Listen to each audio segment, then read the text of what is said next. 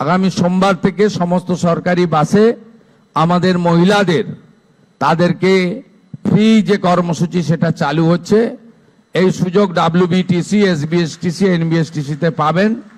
এবং আগামী বুধবার আমরা ইতিমধ্যে অন্নপূর্ণা যোজনা, যে অন্নপূর্ণা নাম নথিভুক্তকরণ শুরু করেছি, তার প্রথম পর্যায়ে আমরা ৩,০০০ টাকা করে টাকা ট্রান্সফার করব আগামী বুধবার দিন।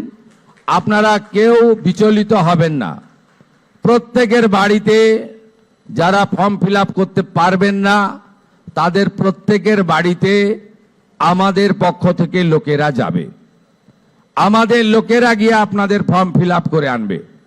এতটুকু বিচলিত হবেন না, বিভ্রান্ত হবেন না, গুজবে কান দেবেন না। কারণ আমরা চাই প্রকৃত প্রাপকদের হাতে এই অর্থ পৌঁছাক। আমরা চাই না কোনো অভারতীয়র অ্যাকাউন্টে এই টাকা যাক। আমরা চাই না যে পুরুষদের অ্যাকাউন্টে মহিলাদের এই কর্মসূচির টাকা যাক। ইতিমধ্যে রাজ্যের বহু জায়গা থেকে অবৈধভাবে পুরুষরা যারা লক্ষ্মীর ভান্ডার পাচ্ছিলেন গ্রেপ্তার হয়েছেন। আপনাদের সরকারের অর্থ, এই সরকার স্বচ্ছতার সঙ্গে কাজ করবে, এই সরকার ফাইন্যান্সিয়াল ডিসিপ্লিন মেনে কাজ করবে।